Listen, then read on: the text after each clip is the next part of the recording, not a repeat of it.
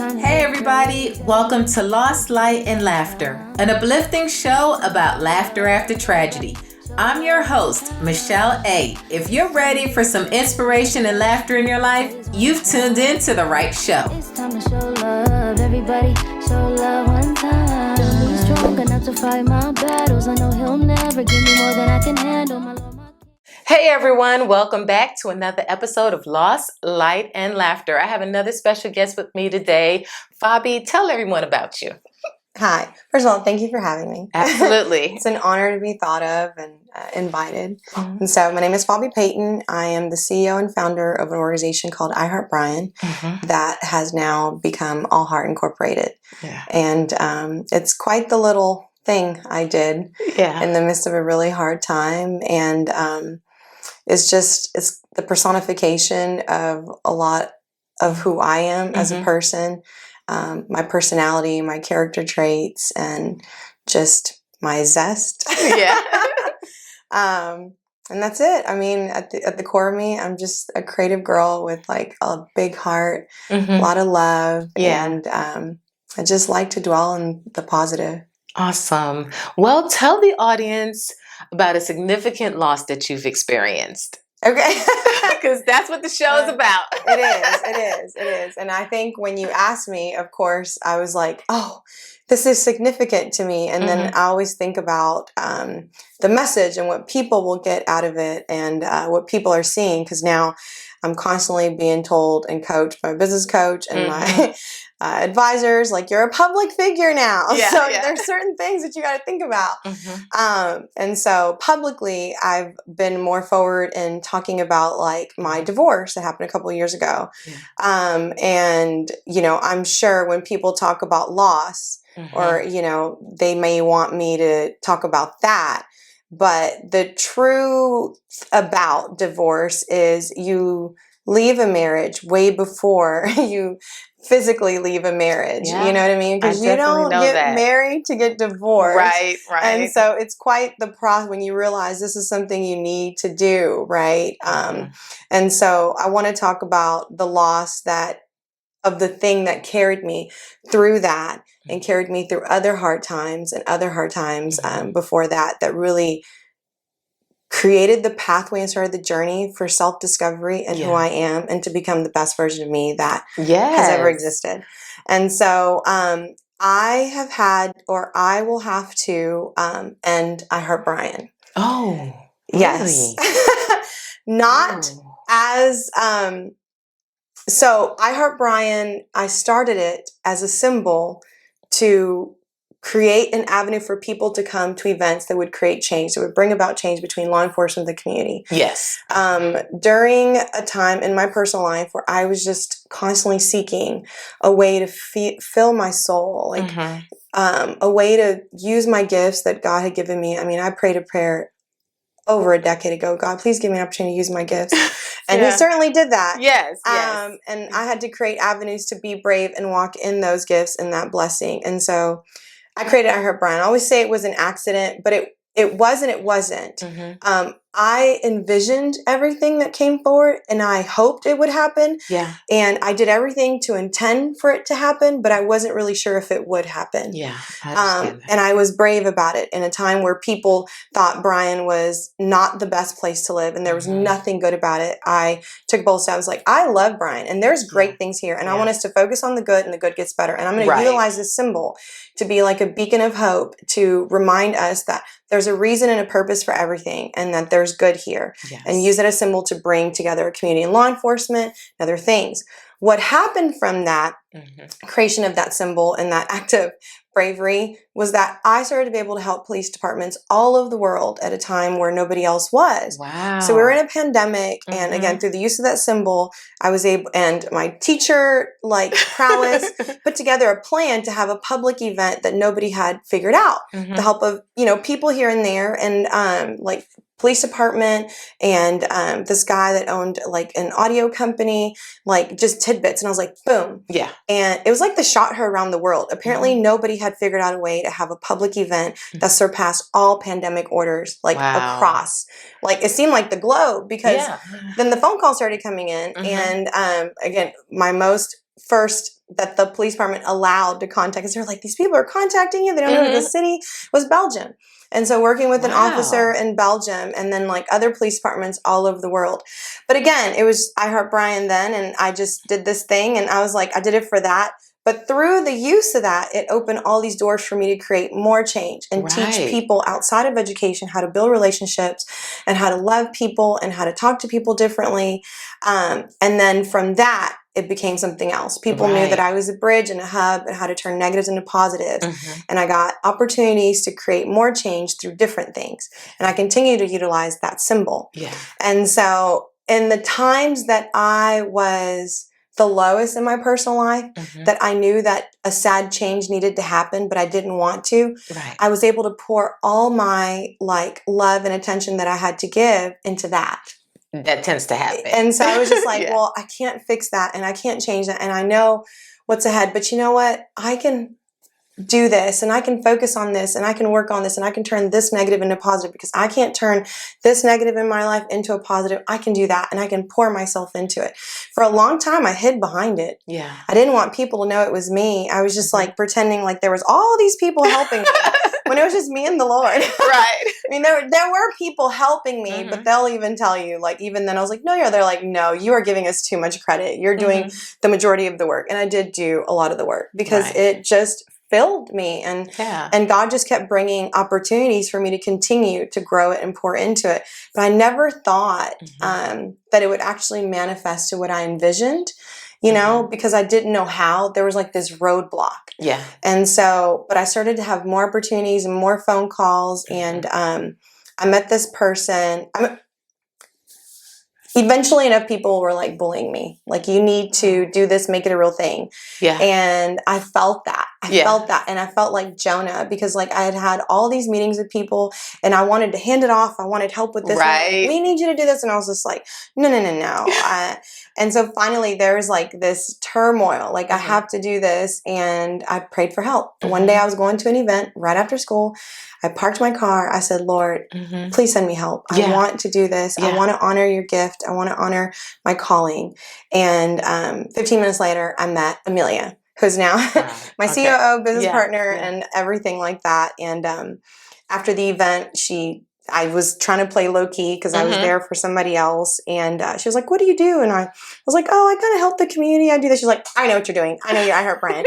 And I know that. And I want this. And I was just like, oh, she's like, what do you want to do with it? And I just like word vomited. And she said, okay, I know. I said, but I don't know how. She said, I know how. I said, but I don't know who will help me. She said, I'll help you. She said, I need you to do this. And I mean, she dragged me kicking and screaming, to do the things that I had to do. She's like, and I was like, I don't want to. You can't be like that. You got to do this because we got to do this, do that. The journey of, having that symbol and be like, if you want to do for the community, you need to do this with that. And this is an organization and you represent it and I need you to do this. And so I had to grow I Heart Brian to manifest the vision that like God gave me, because I knew it was good and I knew that it was like such a gift, right, that I could give to my community. And so, but I also remember in the very, I don't remember, in the first conversations Amelia and I had, she was just like, but it can't be I Heart Brian forever. And I was like, what do you mean? She said, it doesn't make sense. You can't be I Heart Brian working with people in Belgium and Egypt. And I was like, shut up. Yes, I can. I love this town. I'm never letting it go.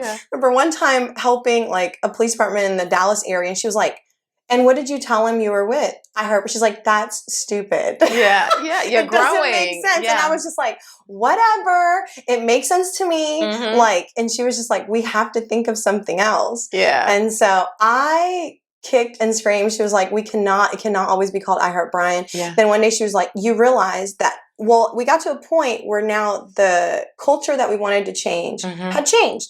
No longer were people saying like that Brian was the poopy place. Now it leveled up, right? We started to see changes. It's a lot of growth in Brian. And we started to see the changes and the people and the conversations and the way it was reflected on social media. And like, it was beautiful.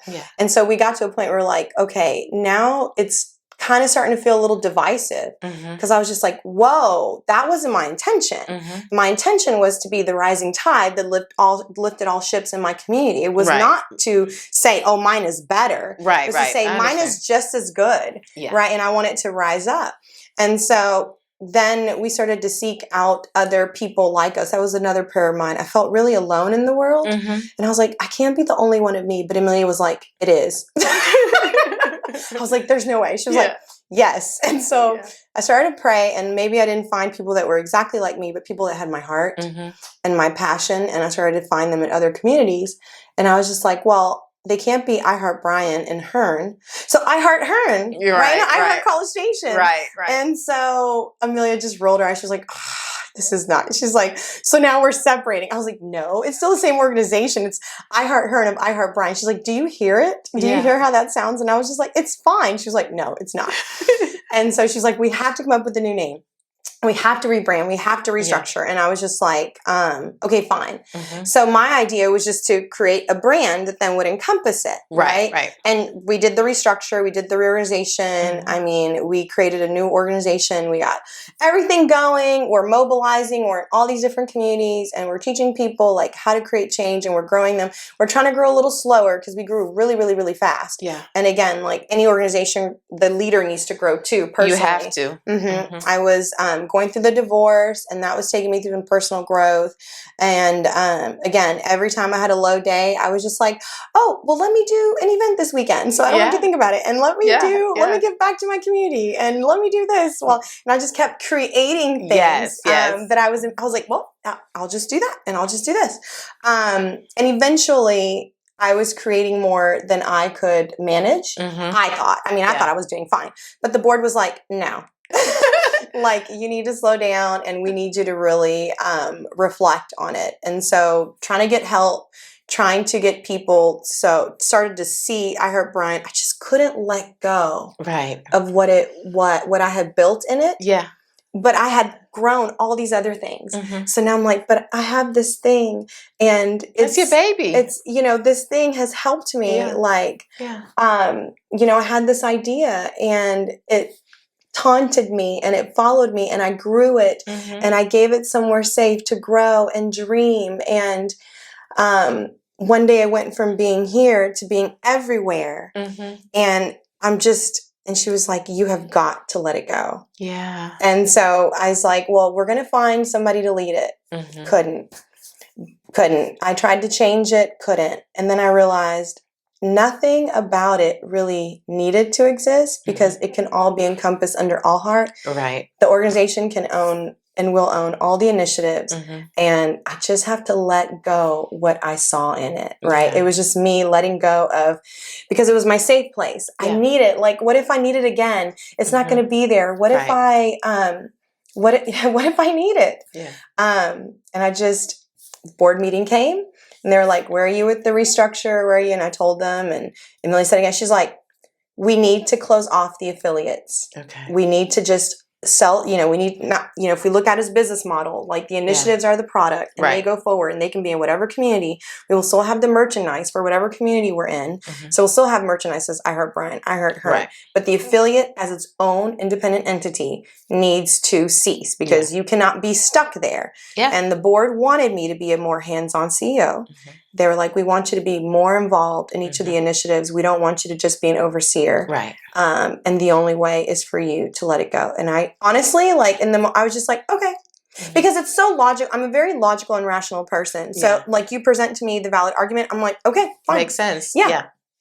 Walked away, go home, and I was just like, oh my gosh.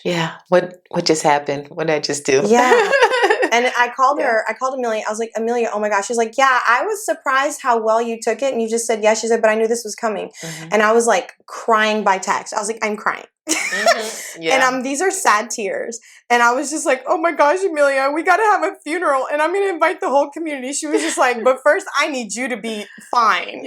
And I was like, okay. So I had to grieve the loss of that thing, that symbol. It was like the symbol that God gave me to be my beacon of hope, grace, and restoration, and self-discovery.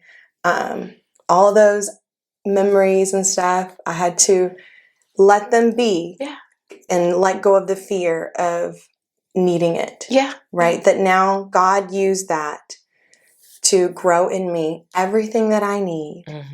And I'm good. Yeah, good for you. Good for you. I mean, because the community is good. Like I said, the initiatives and stuff, they refer as like, how's I Heart Brian? Well, it's really All Heart Incorporated now. Yeah. But because I can't let it go, even people are having a hard time understanding what the organization is called and what it's doing.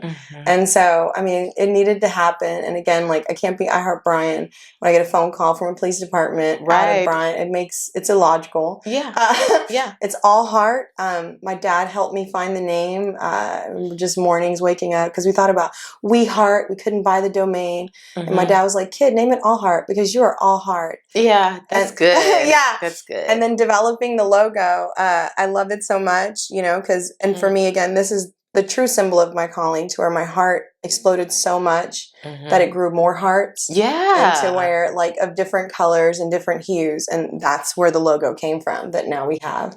Yeah, that's really good. And just listening to you, I think sometimes we struggle to pivot and to make that move and transition because we're still grieving the loss of something else. Yeah. Right? Yeah. And sometimes once we get through that grieving process, we're just like, well, what's next? Because we've held on to grieving.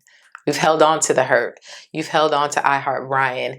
And it was like your little teddy bear or your blankie, right? It was my comfort. Yeah, it was your comfort. It was my comfort zone. It was my healing place in a time where in my personal life, I was being told that I was emotional. When I would be I was like, I know I can be emotional. Who told you that? You're not emotional at all. You're one of the most even-keeled people ever. I was like, oh. And it started to even show me who I really am. And so, yeah, like, but I got to let it go. Yeah. And it's okay.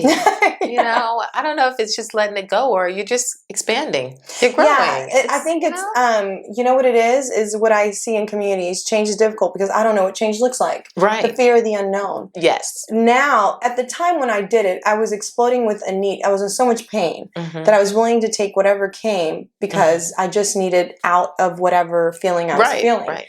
And then I created so much joy and beauty that now I can hang on to that and be like, when I need it again, I can go back to that joy and beauty, right? If I let you go and I need it, am I going to have a place for joy and beauty again, right? And so I have to believe that, yes, the same way I created that joy and beauty, I can create again. Yes, right. And that back then, you know, I had this deep sense of like, wow, if a hurting me created all of that, what could have healed me? Yeah, what could have healed me, dude? Yeah, yeah. And so that's what I look forward to. Like, now I look forward to the beauty of what could come that I have yet to even imagine. Yeah. I was just like, there was goodness in the past. And now I'm in a place where I'm not starting with nothing. Now I get to start with experience. That's right. Going forward. That's right. And that apply, you know, like I said, that journey with I Heart Brian, changing to All Heart, carried me through my divorce, through transitioning to a different life. Because my life, it wasn't just that my marriage had ended. My life, as I knew it for all those years, was completely different. Right. And so, yeah, it's really helped my personal growth. And so now I can evolve and really own All Heart and take that forward and be more logical. And this is the first time you know, I've gotten to talk about it here. I'll tell the team on our retreat. So I'm glad this isn't airing until Yes, we'll do that for them. And it's good because I noticed that God, if we allow him to, he will take us into those dark places and he will bring beauty out of it. Out of the ashes, you know, beauty will arise. And I just love hearing that because I think sometimes we get caught up in the life that we thought we were going to have. And God was just like, well, I have more. I have a lot more for you if you allow me to just open up your heart and your mind to something new and do that pivot, do that shift. And we just watch God just pull things out. I'm like, I didn't know I could do that. I didn't know I could do that. Yeah, I didn't know I could do that. So I'm enjoying that part. I'm enjoying that part. But it comes with a lot of, you know, things that I heard in the past before, personal growth. And I thought in education, you go to workshops. Right. But now it's just like, not always. Yeah. You know, through the stress and through the pain comes awakening, enlightenment, and evolution. But you have to be willing to go through the process. I think those of us that think that's as good as it gets are in a scary place. Yeah. Because, life is always about growth and improvement. If a tree is not growing, it's dying. Dead. And so, it's a very simple thing to life to just grow. And so, And so when God began to speak to your heart about it, like, did you fight back a little, or did you say, okay, God, I'm all in? So at the creation of I Heart Brian, or at the at the loss? At the loss. No, I fought it. I mean, I've been fighting it since the first mention. And when Amelia said it, I knew I've been fighting it. And one thing I've learned through that also is that I will pray for something. This was just recently in my personal life. I will pray for something. And then when God gives it to me, I act so confused and shocked. Yeah. And I resist. And then I dishonor and disrespect my blessing. Right. And then it's a mess. So same thing with I Heart Brian. Like when it was presented, I knew that I needed to happen then, but I just couldn't. And so I held us back. Yeah. I mean, I held us back because I refused to let go of something that was so comfortable for me. And that's happened in my personal life. I prayed for something, and when that something came, I was like, no, this can't be real. Right. No, I don't. No, this can't be real. No, don't even. But it was. And then once I realized what I was doing, I was like, oh my gosh, I have wasted and ruined so much beautiful time because I didn't even realize, that what I had prayed had manifested, or God had given it to me. Yeah. And so now I've learned, my prayers can happen because people, they teach you in church, wait on the Lord. Sometimes he happens faster than we anticipate. Yes, it does. And so when you pray for something, you got to be ready to, again, words that you hear about. Right. You hear these words, but you're like, I hear you say these words, but now I'm living them. So now I'm saying them. When you pray a prayer, be prepared to wait, but also be prepared to receive it when it comes. Accept God's fullness and accept that he is a promise keeper. That's right. And walk in it. Yes. And, keep saying yes to him. Because I think that's the one thing, like sometimes when we come out of a divorce or a very difficult loss, we're afraid of what's next. So we tend to fight it to try to keep ourselves and our hearts safe. But in doing that, we end up hurting ourselves. Yes. And like you said earlier, like, man, I was holding things up. And if you just say yes to God, okay, that's the message. Say yes to God. Like, it's so amazing what he will actually do in our lives and the lives that will affect and change. And it'll really be a glory, and this is a way we're advancing the kingdom. This is a way that we're giving him all the honor and all his due, So I love the fact that you saw that and that you can articulate it in a way that can bless our audience. I hope so. Yes. I hope so. I hate for anybody to have to experience so much pain and, loss of opportunities because they can't just accept it. And one thing I want to say is sometimes it's hard to know when it's God. Yeah. Right? Because people are like, if you pray about it, if you ask God and it comes, it's God. So when people say yes to God, it's like, this is true. Yeah. Life happens as well. And maybe somebody is praying for you and the opportunity and blessing you have is their prayer. And it's a little bit,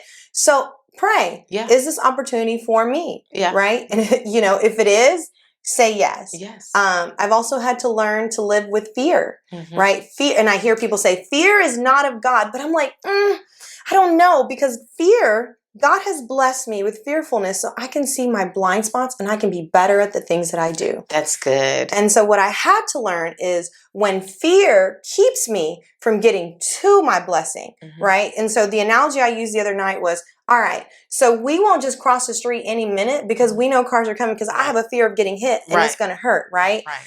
But that fear shouldn't stop me from going across the street to get food to eat. That's right. I got to eat. You still have to eat. So I use that fear, right, to see the variables so that I can get to where I need to go. Yeah. And so take it with you and look at fear like a blessing and go. But if that fear is stopping you from moving forward into the blessings of God, that's when you know that's not the Lord. Yeah. Right? The Lord just wants you to be saved and wants to see your blind spots and wants to see you to your destination like complete.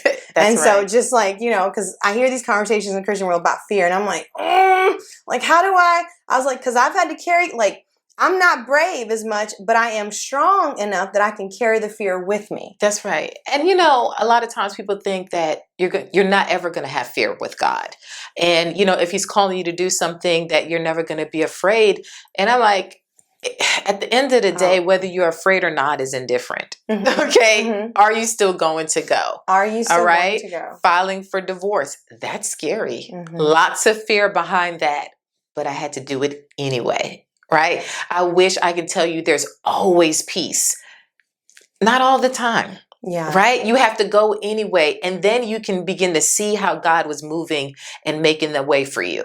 But, there's these theories to make people, I think it causes people to be stagnant when we don't tell them the truth. When we don't tell them, I did it afraid. I did it anyway. I didn't have this wonderful peace all the time, but I trusted God and he opened up these doors for me. And so I want people to get out of that stuck place. Because yes, we can pivot to, I'm doing a retreat in the summer in June.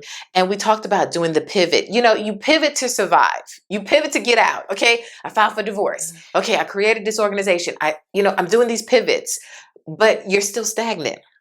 Because you haven't gone all the way. Yeah. Right? And God has called us to take sometimes bigger leaps than we're taking. And we're taking these little tiny steps, and he's just like, I'm with you. I'm with you. I'm with you.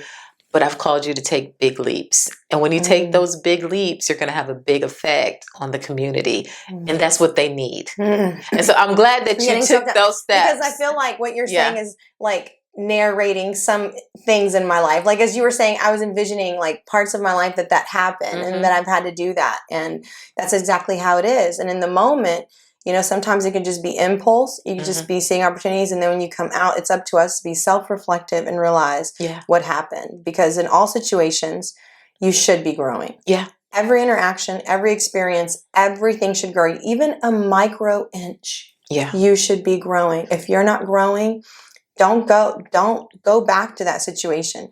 Every lunch with every friend I have, there's growth of something. There's learning. If there isn't, that's how I've learned. I'm like, this ain't it. One of the things I say is never leave a dark place empty-handed. What did you take from it? What did you learn?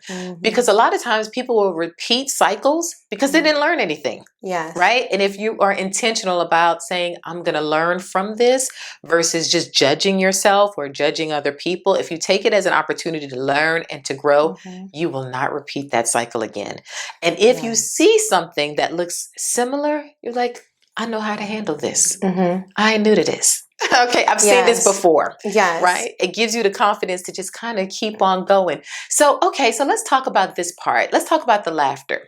So you've had lots of losses, right? Like, how do you get up and still laugh again?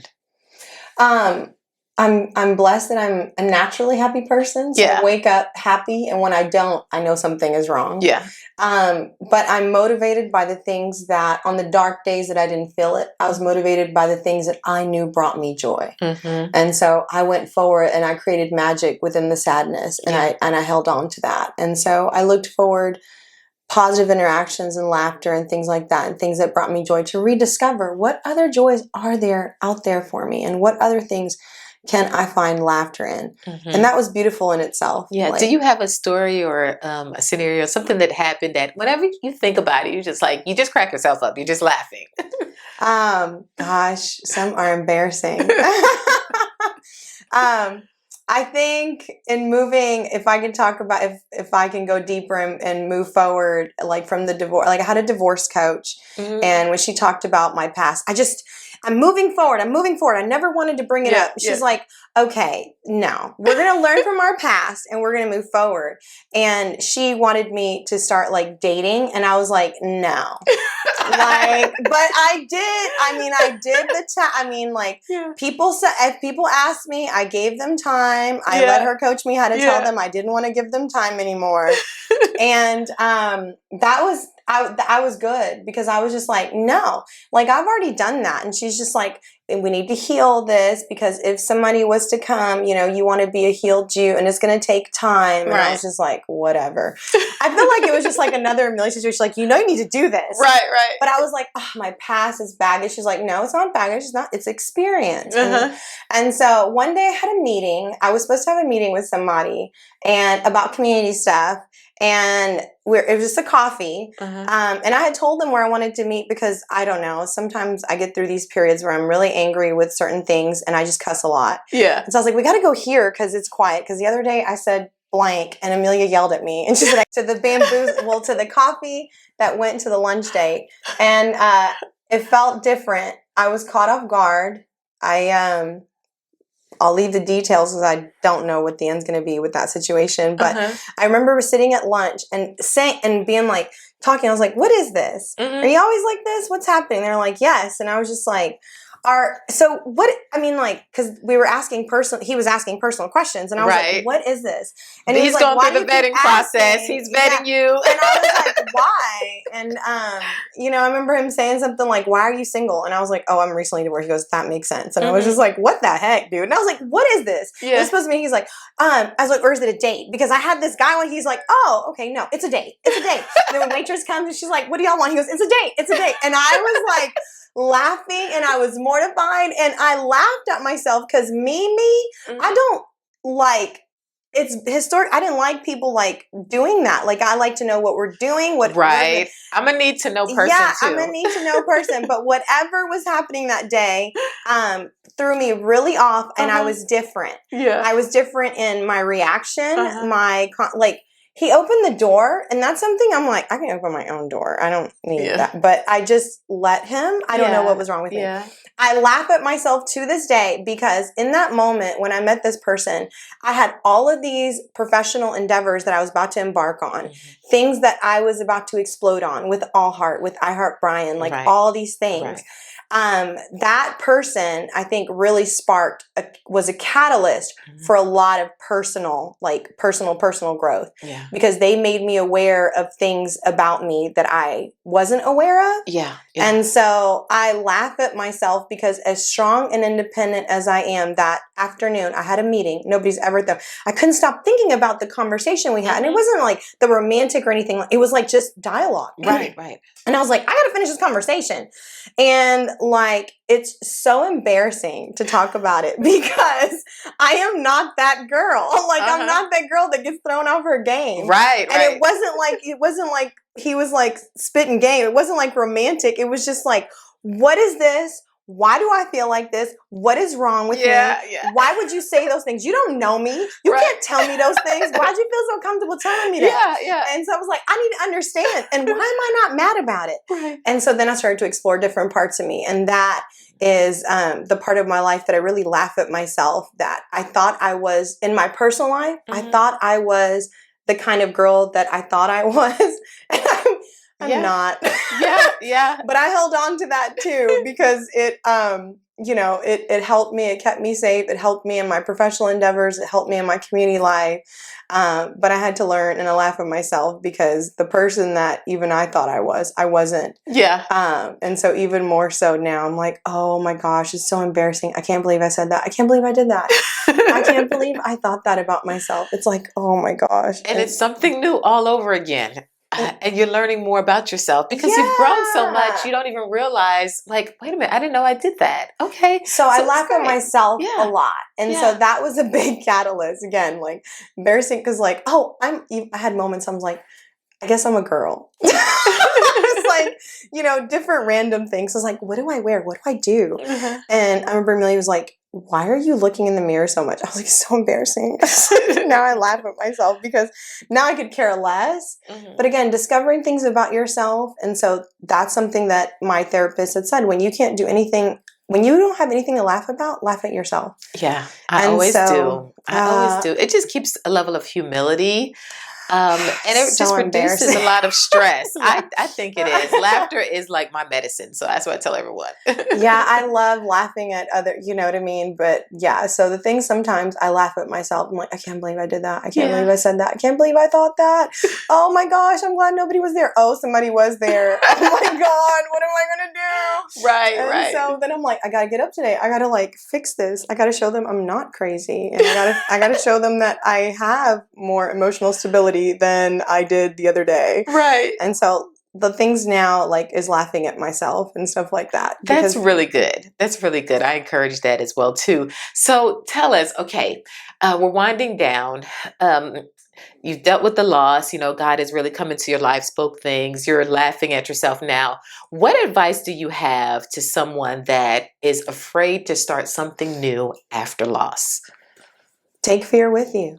Mm-hmm. Take fear with you. If you stay still, nothing will change. Yeah, that's right. Just one step. Take fear with you. Don't look at the 10th step. Don't look at the 3rd step. Don't even look at the 2nd step. Just take a step and take fear with you. It can be good. It can keep you safe. It can protect you. It can make you stronger. But take fear with you. Yeah. Know that with growth, that will come with it. Mm-hmm. And that's okay. Yeah. That's okay. I think sometimes I had to get out of my head. I made it real plain. Look, whatever I'm trying to do is not going to have a bullet up against me. It's not going to give me cancer. Because I can get real crazy in my head, right? And like when you're an overthinker, you surround yourself with other overthinkers. And I'm like, y'all break it down. It's not going to have a bullet coming out. We're not going to get cancer. Right. We're going to be fine. Literally. Exactly. Nothing is going to explode. It's not the end of the world. Nothing's going to blow up. Like literally. Or sometimes I'm like, literally, what is going to change if you do that? Yeah. You're still going to have this. You're still going to have that. So what's the difference? Exactly. You know what I mean? And so that's sometimes I have to really make it plain with people. I'm like, bruh, like, what are we tripping over? Like, what's it? That's right. It can change everything for the better, or you can change nothing. But take fear with you. Take it with you. Awesome. So people might want to reach out to you, especially because you're, reaching the world with what you're doing. How can they find you? Tell them how they can find you. So if they want to email me for anything all heart related, it's Fabi@allheartinc.org. Anything else, it's easy to find me on social media, different pages. In my other life, I always just say my messy life. You might see allegedly Fabi. I have a team that manages that. And so you can message us through those pages there.